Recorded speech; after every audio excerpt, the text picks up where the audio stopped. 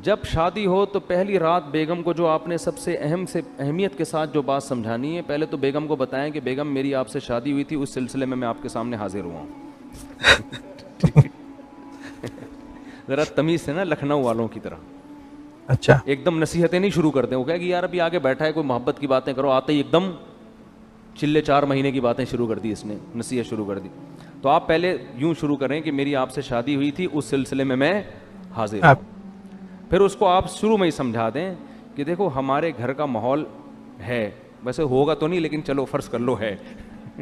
अस्सलाम वालेकुम दोस्तों, वीडियो ज़रा कंप्लीट देख के मौलाना तारिक मसूद साहब का बहुत ही ज़बरदस्त बयान है।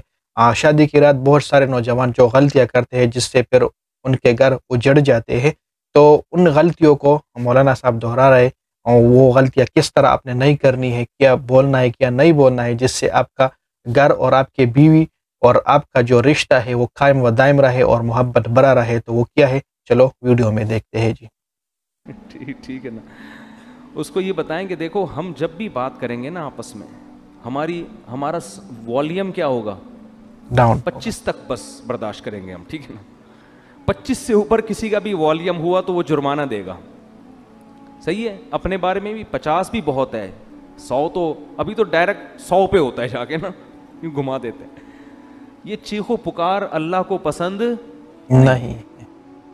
वग़ज़ुज़ मिन सौतिक, कुरान कह रहा है अपनी आवाज़ों को पस करो। मैं भी ये नसीहत इसलिए कर रहा हूँ कि अल्लाह मुझे भी तौफीक दे। ये मतलब नहीं है कि मेरा वॉल्यूम बहुत ही धीमा धीमा और बड़ी तमीज़ से, तो घर में सब कुछ चल रहा होता है, लेकिन तकरार करने से फ़ायदा ये होता है कि अल्लाह तौफीक दे दे। सीखने वाले हैं ना हम सब।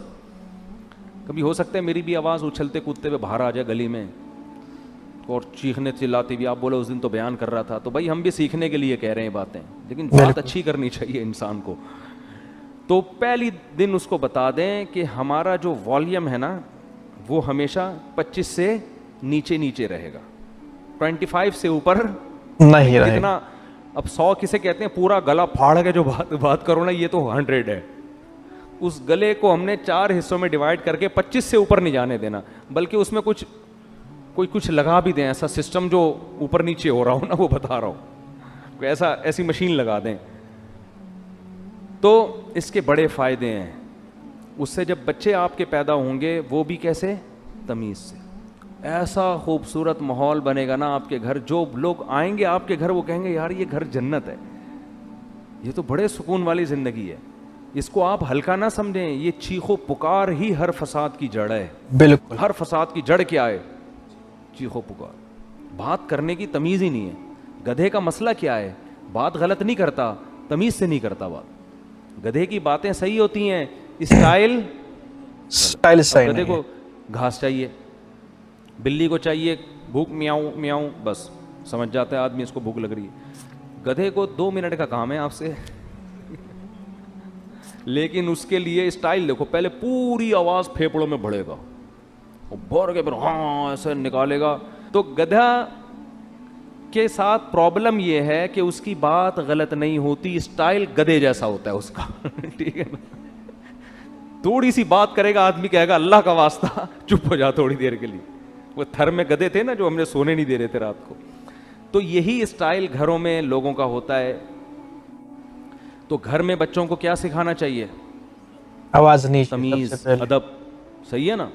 तो चीखने चिल्लाने का घर में अगर माहौल होगा तो ये बड़ा मसला है, लेकिन ये शुरू में ही कंट्रोल हो जाती हैं।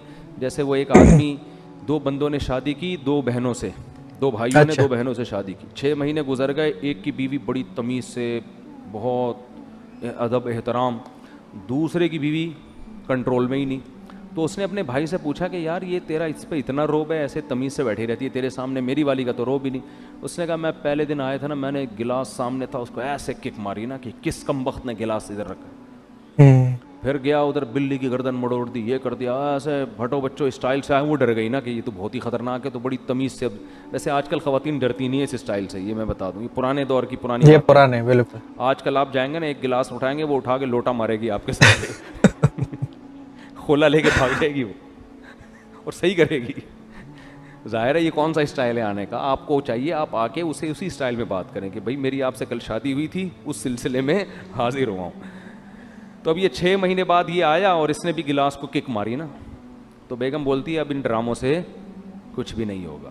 तो ये शुरू में अगर कंट्रोल हो जाए मामला तो ठीक है, पहले से मामलात कंट्रोल करने चाहिए पहले से। अब अगर कोई ऊंची आवाज में बात करता है, लेट्स सपोज फीमेल करती है, बीवी करती है, या मेल शोहर करता है, तो सम टाइम वो बाज़ औक़ात अगर इंसान गुस्सा हो तो वो आवाज़ बहुत बुरा लगता है, और जब आवाज़ बुरा लगता है तो रिटर्न में आप भी रिएक्शन ज़ाहिर करोगे। अगर उस तरफ से आवाज़ ऊंची आ रहा हो तो आप भी ऊंची आवाज़ में बात करोगे, तो मामलात और भी बढ़ जाएंगे, मतलब झगड़ा और भी पैदा हो जाएगा। तो आगे बाद में तो सब चीखना चिल्लाना, फिर तो फोड़ो, सही है ना, वो चीखे आप भी चीखो, वो दरवाज़ा थोड़ा सा बंद करे आप उठा के खोलो और स्पीड से बंद करो। हमारे हजरत ने एक वाक़या सुनाया, इस तरह तलाक हुई है, शोहर घर में आया थका हुआ, तो बेगम इंतज़ार कर रही थी, कहीं लेट हो गया था ये, उसको गुस्से में बैठी हुई थी बेगम।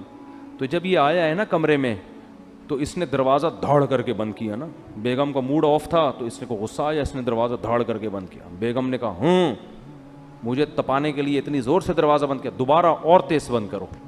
अच्छा, ये भी बस सींग नहीं थे इनके, हरकतें तो वही बैल वाली। तो पुराना वाक़या है, उनको नहीं पता चलेगा। इन्होंने क्या किया, खोला और फुल स्पीड के साथ दौड़ करके और ज़ोर से, फिर लड़ाई शुरू और तलाक तक नौबत आई है। बिल्कुल जी, अगर उस वक्त बच्चे भी मौजूद हो तो उसका असर बच्चों पर बहुत ज़्यादा पड़ता है। फिर बच्चे भी अगर गुस्सा होंगे तो वो भी दरवाज़ा तेज़ी से बंद करेगा। तो इस तरह ये माहौल और इस तरह ये जो आदत है वो ग्रो हो जाएगी, उस फैमिली में, उस जोड़े में, उस बच्चों में मुंतकिल हो जाती है, बच्चों से फिर उनके बच्चों में मुंतकिल हो जाती है। तो ये बहुत मसला बन जाता है जी। किस बात पे कि जी दरवाज़ा ज़ोर से, इस पे उनके दरमियान तलाक हो गई। तो ये है, इंसान जब गुस्से में बेकाबू हो जाता है, और अब भाई उसने अगर बोल दिया था ज़ोर से बंद करो तो कुछ और बोल देते ऐसे मौके पे। हाँ, गुस्सा जो है गुस्सा तब आता है जब आपका जो दूसरा बंदा है, आपके सामने जो बंदा है, वो अगर ऊंची आवाज़ से बोलेगा तो हो सकता है आपको भी गुस्सा आ जाए। तो इस वीडियो में जो मेन बात की है वो है आवाज़ नीचे रखने का। माहौल को अगर आप मतलब ऐसा माहौल आप चाहोगे कि जिसमें आप दोनों की लड़ाई ना हो, तो सबसे अगर आप बुरी बात भी करोगे और स्लो आवाज़ से करोगे, आपका ट्यून जो हो वो स्लो हो सकता है उसे बुरा ना लगे।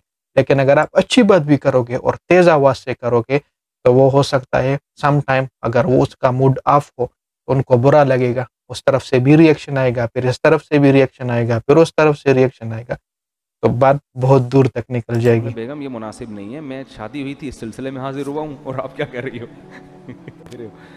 तो मामला तलाक तक कम से कम ना पहुँचता। अल्लाह ताला समझने की, अमल की तौफीक अता फरमाए। आमीन आमीन। बस एक शॉर्ट सी वीडियो थी मौलाना तारिक मसूद साहब की। ये एक और भी बहुत ज़्यादा वीडियो थी, तकरीबन 30-35 मिनट तक थी, लेकिन वो मैं आप लोगों के साथ शेयर नहीं कर सकता था। तो ये एक शॉर्ट सी वीडियो मैंने आप लोगों को शेयर की, जिसका जो मेन थीम था इस बयान का वो ये था कि आवाज़ को हमें नीचे रखना चाहिए। जो भी हमारे साथ बात करता हो, ज़रूरी नहीं है कि ये सिर्फ घर में ये माहौल हो, ये बाहर भी होना चाहिए। हो सकता है बाहर आपके पास दोस्त हो, उनका पहले से मूड ऑफ हो और आप ऊंची आवाज़ में उसके साथ बात करोगे तो वो और भी गुस्सा हो जाएगा। तो जितना आप आवाज़ नीचे रखोगे, जिसका नेचुरली आवाज़ नीचे हो, तो आप खुद देखिए, सोशल एक्सपेरिमेंट करें, जिसका आवाज़ नीचे हो उनका एक रोब होता है, उनके जो बोलने का स्टाइल होता है वो बहुत लजीज होता है, बहुत खूबसूरत होता है उनका जो बोलने का स्टाइल, जिनका आवाज़ नीचे होता है। एक शॉर्ट सी वीडियो थी, उम्मीद है वीडियो आपको पसंद आई होगी। वीडियो को और दोस्तों के साथ ज़रूर शेयर करें, जो खाना ऑफिशियल चैनल को भी सब्सक्राइब करें, पेज को भी लाइक करें। वस्सलाम।